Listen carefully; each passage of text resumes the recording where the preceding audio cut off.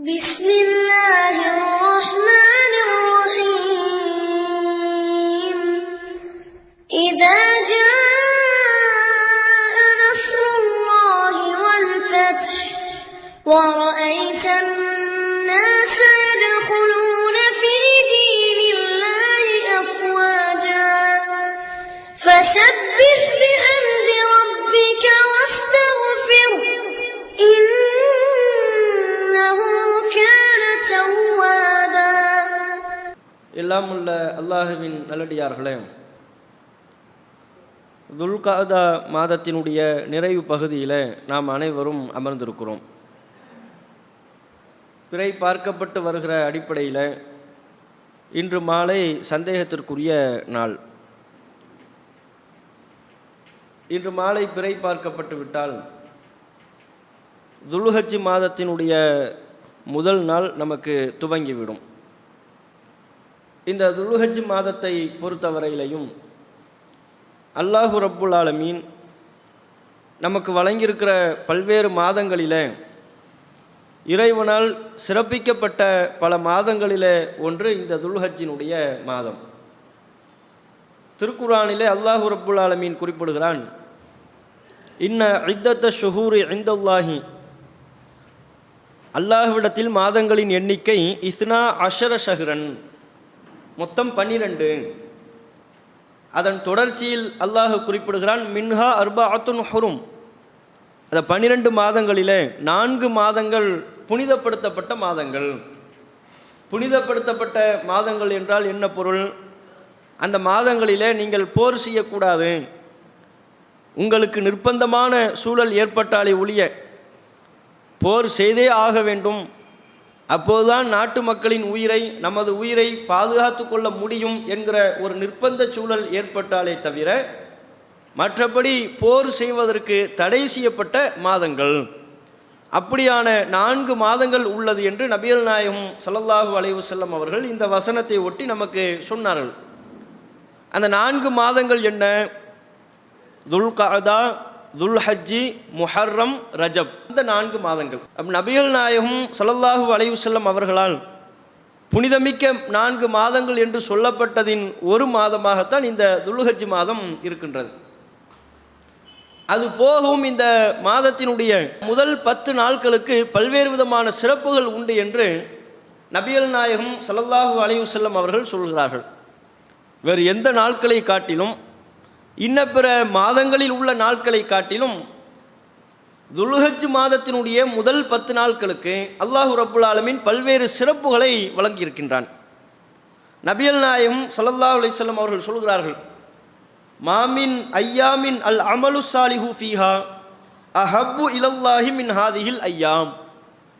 இந்த 10 நாட்களிலே, துல்ஹஜ் மாதத்தினுடைய முதல் 10 நாட்களை, பிறை 1, 2, 3 என்று முதல் 10 நாட்களை குறிப்பிட்டு நபி அவர்கள் சொல்கிறார்கள், இந்த 10 நாட்களில் செய்யப்படுகின்ற அமல்கள் அல்லாஹ்விற்கு விருப்பத்திற்குரியவையாக இருப்பதை போன்று வேறு எந்த நாட்களில் செய்யப்படுகின்ற அமல்களும் அல்லாஹ்வின் விருப்பத்திற்குரியவையாக இருப்பதில்லை. மற்ற நாட்களில் செய்யக்கூடிய அமல்கள் அல்லாஹுக்கு விருப்பமானது. அதையெல்லாம் விட பன்மடங்கு அதிகமாக துல்ஹஜ் மாதத்தினுடைய முதல் 10 நாட்களில் செய்யப்படுகின்ற அமல்கள் அல்லாஹ்விற்கு மிக விருப்பத்திற்குரியதாக இருக்கிறது.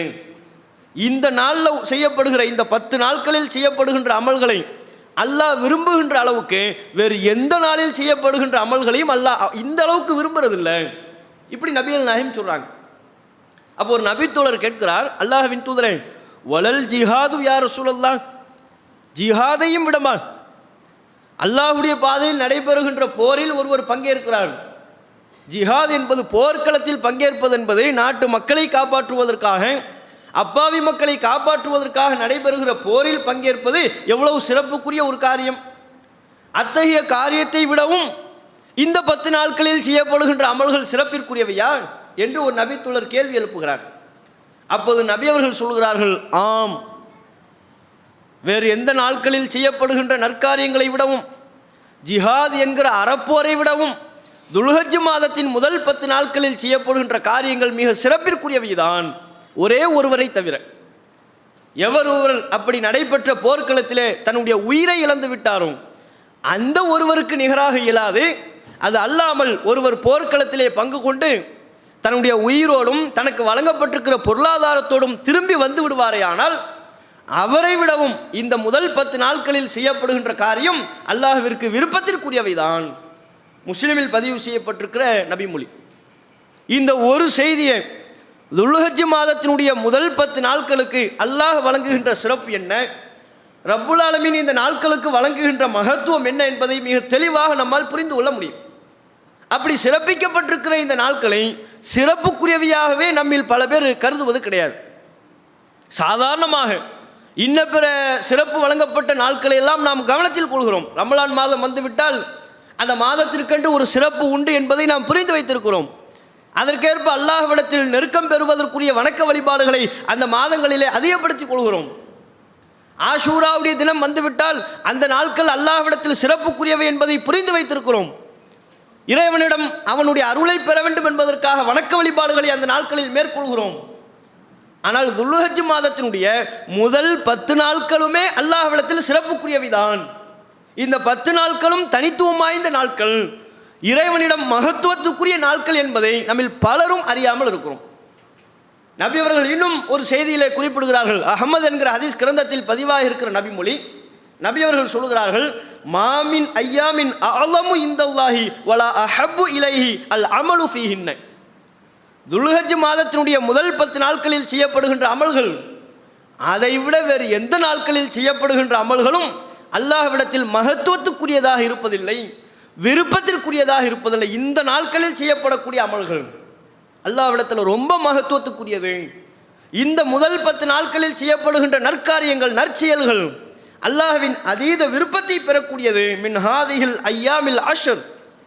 இந்த 10 நாட்களில் செய்யப்படுகின்ற அமல்களை விட மற்ற நாட்களில் செய்யப்படுகின்றவை அல்லாஹ்விடத்தில் மகத்துவத்தில் குறைவுதான் என்று நபி அவர்கள் சொல்கிறார்கள். அப்போ மகத்துவம் நிறைந்த நாட்களாக, இறைவனினுடைய விருப்பம் அதிகம் நிறைவு பெறுகிற நாட்களாக இந்த முதல் 10 நாட்கள் இருக்கிறது. சொல்லிவிட்டு நபி அவர்கள் சொல்கிறார்கள், ஃபஅக்ஸிரு ஃபீஹின்ன. ஆகவே இந்த 10 நாட்களிலே அத்தக்பீர், தக்பீரை நீங்கள் அதிகப்படுத்துங்கள்.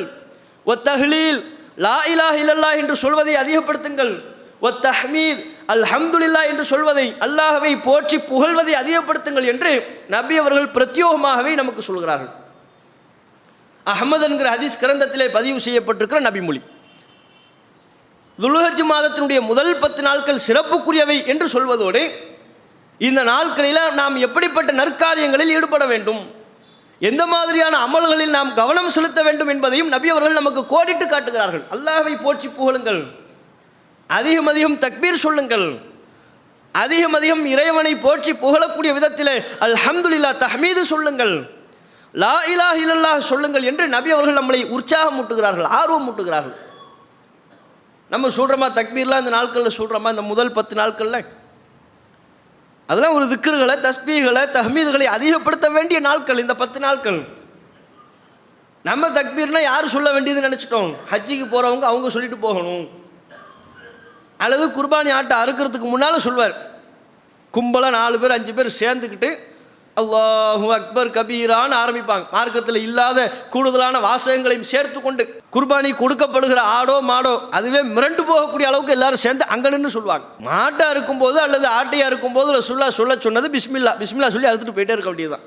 பிஸ்மில்லாஹி அல்லாஹ் அக்பர். இவர்கள் அங்கே தல்பியா சொல்ல வேண்டிய, ஹஜ்ஜில் சொல்ல வேண்டிய, இன்ன பிற நாட்களில் சொல்ல வேண்டியவைகளை அங்கே நின்று சொல்லி கொண்டிருப்பார்கள்.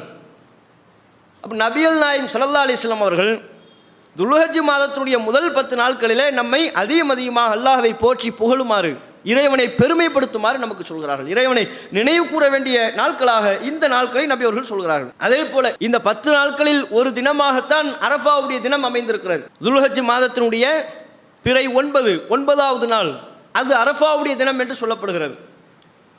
துல்ஹஜ் மாதத்தினுடைய 10ஆம் நாள் அது யௌமுன் நஹர், அறுத்து பலியிட வேண்டிய நாள் என்று குறிப்பிடப்படுகிறது. இந்த அரஃபாவுடைய தினத்தை பற்றி நபி அவர்கள் நமக்கு என்ன சொன்னார்கள்?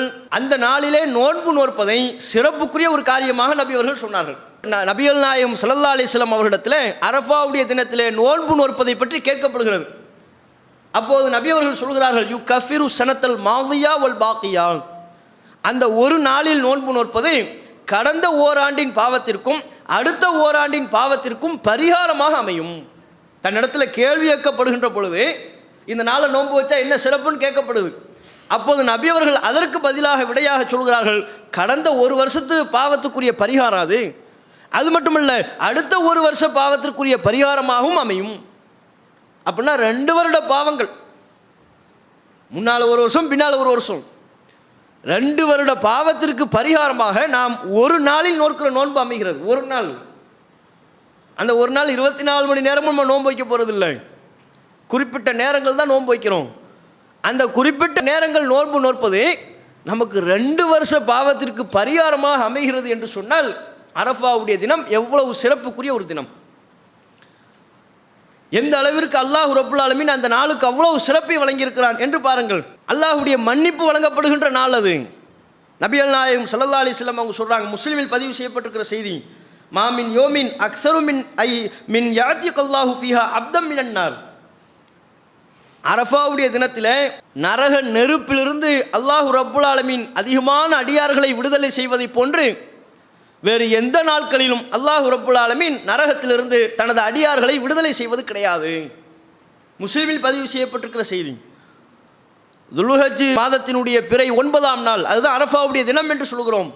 அந்த அரஃபாவுடைய தினத்திற்கு அல்லாஹ் ரப்புல் ஆலமீன் வைத்திருக்கிற மற்றும் ஒரு சிறப்பு, நரகத்துக்குரியவர்கள் நல்லா தீர்மானித்து வச்சிருப்பான்ல. ஏன்னா சொர்க்க நரகம் இனிமே தான் போகணும். அல்லாஹ் மறுமை நாளில் அனைத்து அடியார்களுக்கும் தீர்ப்பு வழங்குகின்ற பொழுது தான் சுவனத்திற்குரியவர்கள் சொர்க்கத்துக்கு போவாங்க, நரகத்திற்குரியவர்கள் நரகத்துக்கு போவாங்க. இனி யாரும் அங்கே போகலை. அல்லாஹ்வுடைய பாதையில் கொல்லப்பட்டவர்களாக இருந்தால் கூட அவர்களும் இறைவனின் அரிசை சுற்றி பறவை வடிவத்திலே சுற்றி கொண்டிருப்பார்கள் என்று தான் சொல்லப்படுகிறது ஒழிய அவங்களே சொர்க்கத்துக்கு போயிட்டாங்கன்னு நமக்கு சொல்லப்படலை. அப்போ மறுமை நாளில் இறைவன் தீர்ப்பு வழங்கியதற்கு பிறகு தான் சொர்க்கத்துக்குரியவங்க சொர்க்கத்துக்கு போவாங்க, நரகத்துக்குரியவங்க நரகத்துக்கு போவாங்க. ஆனால் இந்த செய்தியில் அல்லாஹ் நமக்கு சொல்கிறான், அப்படி நரகத்துக்கு போக வேண்டியவர்கள்னு இருப்பாங்கல்ல, இறைவனால் தீர்ப்பு வழங்கப்பட்டவர்கள், மறுமை நாளில் தீர்ப்பு வழங்கப்பட வேண்டியவர்கள், அவங்க அதிகமானவர்களுக்கு அல்லாஹ் இந்த அரஃபாவுடைய தினத்தில் மன்னிப்பு கொடுப்பானா. உன்னையெல்லாம் மன்னிச்சிட்டேன், இவர்களுக்கெல்லாம் மன்னிப்பு வழங்கிருங்கள், இவங்கெல்லாம் நரகத்துக்குரியவர்கள் அல்ல, நரகத்திலேருந்து இவங்களை விடுதலை செஞ்சிருங்க, இவர்கள் சுவனத்திற்குரியவர்கள் என்று அவர்களுக்கு அல்லாஹ் ரப்புல் ஆலமீன் மன்னிப்பை வழங்கி நரகில் செல்ல இருந்தவர்களை நரகிலிருந்து மீட்டெடுக்கிறான், அவர்களுக்கு நரகத்திலிருந்து விடுதலை அளிக்கின்றான். அந்த நாள் இந்த மாதத்தினுடைய பிறை 9ஆம் நாள், அரஃபாவுடைய தினம். அல்லாஹ் தன்னுடைய அடியார்களுக்கு மன்னிப்பை வாரி வழங்குகின்ற நாளாக இந்த நாள் இருக்கிறது என்று புரிகிறதா இல்லையா? இந்த மாதத்தினுடைய 9ஆம் நாள் அரஃபாவுடைய தினம், இறைவன் தனது அடியார்களுக்கு மன்னிப்பை வாரி இறைக்கின்ற நாள், தனது அருளை தன்னுடைய அடியார்களின் மீது பொழிகின்ற நாள். அதனால தான் அந்த நாளை நம்ம நோன்பு வைக்கும் போது 2 வருஷ பாவத்துக்கு பரிகாரமாக அது அமையுது. நாம் கடமையான நோன்புல அதிக கவனம் செலுத்துவோம். அதெல்லாம் இவ்வளவு சிறப்புகள் அல்லாஹ் நமக்கு சொல்றான, இதுவே ஒரு பெரிய அருள் இல்லையா? இந்த நாட்களை அல்லாஹ் சிறப்புப்படுத்துவது, மாதங்களை சிறப்புப்படுத்துவதெல்லாம் எதற்காக அல்லாஹ் செய்கிறான்? ஏன் சிறப்புப்படுத்தணும்?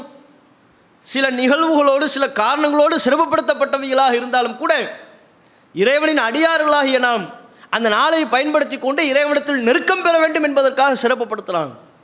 இறைவனின் மன்னிப்பை பெறுவதற்காக அவனை நோக்கி விரைந்து ஓட வேண்டும் என்பதற்காக இந்த நாட்களை இந்த மாதங்களை எல்லாம் அல்லாஹ் சிறப்புப்படுத்துகிறான். அப்படி பார்த்தால் இறைவன் சில நாட்களை சிறப்புப்படுத்துவது, சில மாதங்களை சிறப்புப்படுத்துவது கூட நமக்கு செய்திருக்கிற பேரருள். அல்லாஹ் நமக்கு வழங்குகின்ற பல அருட்கொடைகளில் அதுவும் ஒரு அருட்கொடை. சிறப்புன்னு சொன்னா தான் அதை நோக்கி போவோம், அந்த நாட்கள் அமல்களை செய்வோம், அந்த நாட்களில் இன்னப்பிற வணக்க வழிபாடுகளில் ஈடுபடுவோம், அதன் மூலம் அல்லாஹ்வின் அருளை பெறுவோம், இறைவனிடத்தில் நெருக்கம் பெறுவோம். அதற்காக அல்லாஹ் நமக்கு செய்திருக்கிற அருள்கள் இந்த நாட்களை எல்லாம் சிறப்புப்படுத்துவது. ஆனால் அந்த அருளையே நாம் விளங்காமல் புறக்கணித்து அலட்சியப்படுத்தி சென்றால், இப்படிப்பட்ட ஒரு வாய்ப்பு வேறு எதுலையாவது வந்தால் நம்ம விடுவோமா? ஒரு நாள் வேலைக்கு வாங்கங்கிறார், நம்ம அலுவலகத்தில் நமக்கு சொல்கிறாங்க, நம்ம கண்டிப்பாக போகணுங்கிற அவசியம் இல்லை. அப்படியான ஒரு நாளில் நமக்கு அலுவலகத்தில் ஒரு அழைப்பு கொடுக்குறாங்க, ஞாயிற்றுக்கிழமை நீங்கள் டியூட்டிக்கு வந்தீங்கன்னு வைங்க, ஒரு நாள் வந்தீங்கன்னா 2 வருஷம் சம்பளம் உங்களுக்கு தருவேங்கிறார். 2 வருஷம் சம்பளம், 2 மாதம் சம்பளம் இல்லை, 2 வருட சம்பளம் உங்களுக்கு கிடைக்கும். ஞாயிற்றுக்கிழமை உங்களுக்கு லீவு தான், வேலைக்கு வரணுங்கிற அவசியம் இல்லை, கட்டாயம் இல்லை, வராட்டி கொஸ்டின் இல்லை, வந்தீங்கன்னா 2 வருஷம் சேலரி உங்களுக்கு கிடைக்கும்னு சொல்லப்பட்ட அந்த வாய்ப்பை விடுவோமா? எப்படிப்பட்ட ஒரு வாய்ப்பான 2 வருஷம் சேலரி விட முடியுமா? மிஸ் பண்ண முடியுமா? நாம் போய் வராதவர்களை என்ன நினைப்போம்? கிறுக்கு பையன், பாருங்க, நாட்டு நடப்பு தெரியல. 2 வருஷம் சேலரியை சொலையா ஓனர் கொடுக்குறாரு, முதலாளி கொடுக்குறாரு, இவன் வரமாட்டேங்கிறானா, எப்பேற்பட்ட சோம்பேறியா இருப்பா இவன், அப்படி நம்ம நினைப்போமா இல்லையா? அப்போ உலகியல் சார்ந்த விஷயங்கள், துனியா சார்ந்த விஷயங்கள் என்றால் அந்த பார்வை வேறுபடுகிறது. அதில் சரியான ஒரு பார்வையை முன்வைக்கிறோம், அதன் மதிப்பை உணர்கிறோம். 2 வருஷத்துக்குரிய அல்லாஹ் நமக்கு செய்யக்கூடிய கூலியை நமக்கு அதிகப்படுத்தி தருகிறான். 2 வருட பாவங்களுக்கு மன்னிப்பு வழங்குகிறான் என்றால் அது நமக்கு சாதாரணமாக தெரியுது. இப்படிப்பட்ட ஒரு நாளை நாம் இழக்கிறோம் என்றால் அதனுடைய பொருள் என்ன? அல்லாஹ் என்னை மன்னித்தால் என்ன, மன்னிக்காவிட்டால் என்ன என்கிற ஒரு அலட்சிய மனப்பான்மையின் வெளிப்பாடு தான் அது. இதெல்லாம் நம்ம புரிந்து கொள்ளணும். அதுபோக அதே அரஃபாவுடைய நாளின் தினத்தில் நபி அவர்கள் சொல்கிறார், அந்த நாளின் சிறப்பை பற்றி நபி அவர்கள் சொல்கிறார்கள். அந்த நாளில் அவங்க ஹாஜிகளை பொறுத்தவரையிலையும் அவங்களுக்கு அரஃபாவுடைய தினமாக இருக்கும்ல, துல்ஹஜ் மாதத்தினுடைய 9ஆம் நாள் அரஃபா பெருவெளியில் இருப்பார்கள். அந்த நாளில் அவர்கள் செய்ய வேண்டிய கிரியைகள், வணக்க வழிபாடுகள் என்று அவர்களுக்கு தனியாக சொல்லப்பட்டிருக்கு. அப்போ அந்த அடியார்களை நோக்கி அல்லாஹ் ரப்புல் ஆலமீன் சொல்வானா, இன்னல்லாஹ் யுபாஹி பிஹிமல் மலாயிகா, வானவர்களிடம் அந்த அடியார்கள் குறித்து இறைவன் பெருமிதத்தோடு பேசுவான்.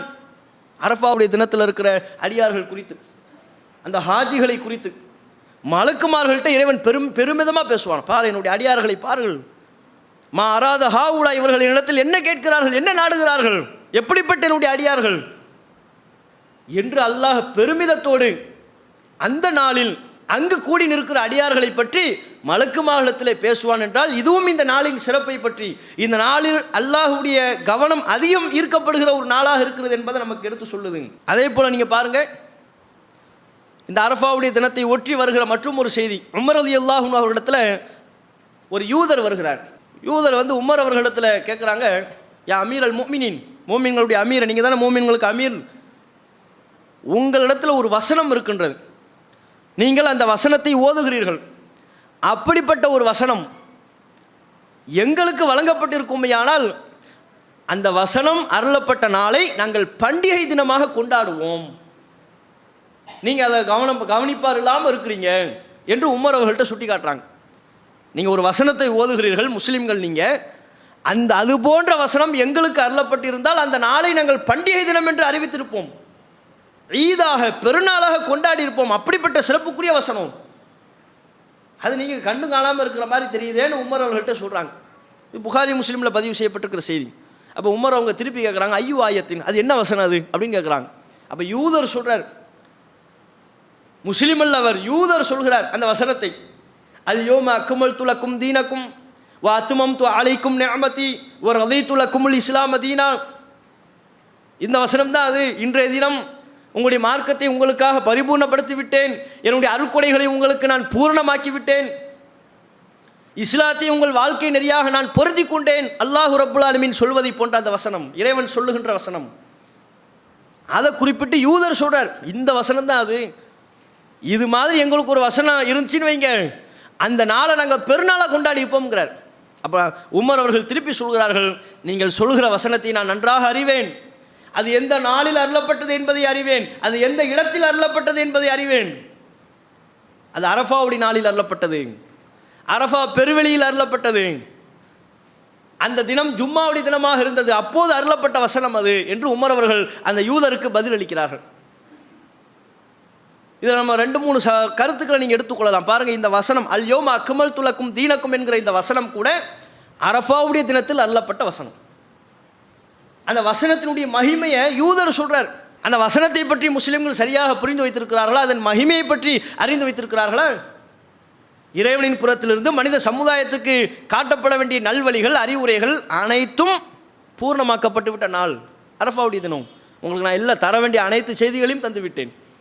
மனித சமுதாயத்துக்கு தேவையான அறிவுரைகள், வழிகாட்டுதல்கள், முக்கியமான விஷயங்கள் அனைத்தும் உங்களுக்கு பரிபூர்ணமாக வழங்கப்பட்டு விட்டது, இஸ்லாத்தை உங்களுக்குரிய தீனாக நான் பொருந்தி கொண்டு விட்டேன் என்று அல்லாஹ் சொன்ன வசனம், அது அருளப்பட்ட நாள் அரஃபாவுடைய தினம். இப்படி பல சிறப்புகளை தாங்கி நிற்கக்கூடிய நாட்கள். இதே துல்ஹஜ் மாதத்துடைய 10ஆம் நாள் யௌமுன் நஹர், அறுத்து பலியிடக்கூடிய நாள் என்று அழைக்கப்படுகிற, யௌமுன் நஹர் என்று சொல்லப்படுகிற 10ஆம் நாள், அதைத்தானே ரசூலுல்லாஹ் கேட்டாங்க.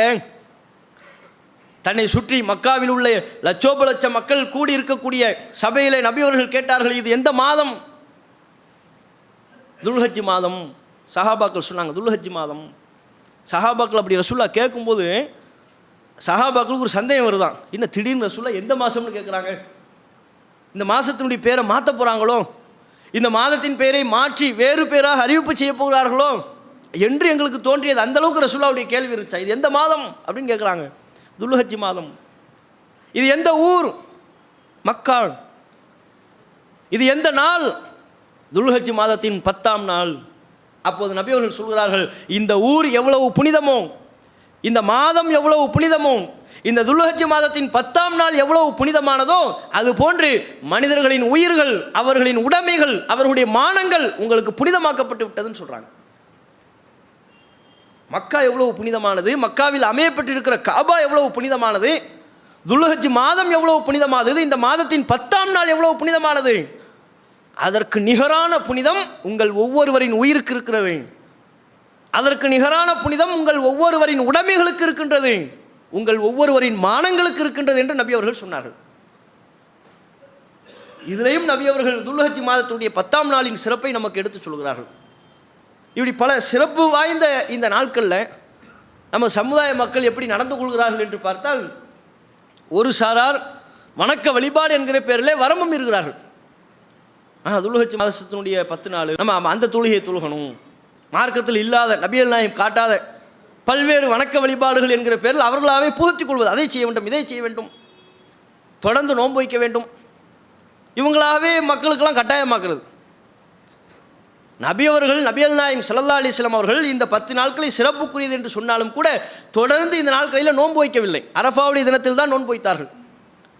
வேறு நாட்களில் நாம விரும்பி ஒருவர் நினைக்கிறார், இவ்வளோ 10 நாள் எவ்வளோ சிறப்புக்குரிய ஒரு நாள், இந்த நாளில் தொழுதா எவ்வளோ நன்மைன்னு நினச்சி தொழுகிறார், இந்த நாளில் ஏதாவது ஒரு நாளை நம்ம நோன்பு வச்சா எவ்வளோ நன்மை என்று அவர் கருதி நோன்பு வைக்கிறார்னா அதற்கு அவருக்கு அனுமதி இருக்கு. அந்த வணக்க வழிபாடுகளுக்கு அல்லாஹ்விடத்தில் தனி கவனம் இருக்கின்றது. அதை விடுத்து நபியவர்கள் காட்டித்தராத அடிப்படையில் பிதஅத்தான பல்வேறு காரியங்களை நுழைத்து ஒட்டுமொத்த சமுதாயத்திற்கும் இவர்களே இது கடமை, இது கண்டிப்பாக செய்தாக வேண்டும் என்று தவறாக வழி நடத்துவார்களேயானால் அப்படி செய்யப்படுகின்ற காரியங்கள் அல்லாஹ்விடத்தில் நபிகள் நாயகம் காட்டித்தராத காரணத்தினால் ஏற்கப்படாமல் போய்விடும். அப்போ இந்த நாட்களினுடைய இந்த துல்ஹஜ் மாதத்துடைய 10 நாட்களின் சிறப்பை உணர்ந்து நம்முடைய வணக்க வழிபாடுகள், திக்ருகள், தஸ்பீகள், அல்லாஹு அக்பர் என்று சொல்வது, இந்த வசனத்துக்கெல்லாம் இந்த ஹதீஸுகளுக்கெல்லாம் முக்கியத்துவம் கொடுத்து பல நபித்தோழர்கள் அந்த நாட்களில் வெளியே போகும்போது சாதாரணமாக கடை வீதிகளில் சுற்றி திரியும் போது கூட அல்லாஹ் அக்பர், அல்லாஹ் அக்பர், அல்லாஹ் அக்பர்னு சொல்லிக்கிட்டே போவாங்களாம். அப்படிலாம் பல செய்திகள் நம்ம பார்க்குறோம். இப்போ நாமும் அதை அந்த வணக்க வழிபாடுகளை அதிகப்படுத்தி கொள்ளக்கூடிய ஒரு நாட்களாக இந்த நாட்களை நாம் பயன்படுத்தி கொள்ள வேண்டும். அத்தகைய வாய்ப்பினை அல்லாஹ் ரப்புல் ஆலமீன் நம் அனைவருக்கும் வழங்கி அருள் புரிவானாக என்று கேட்டு என் உடல் உரையை நிறைவு செய்து கொள்கிறேன். அல்லாஹ்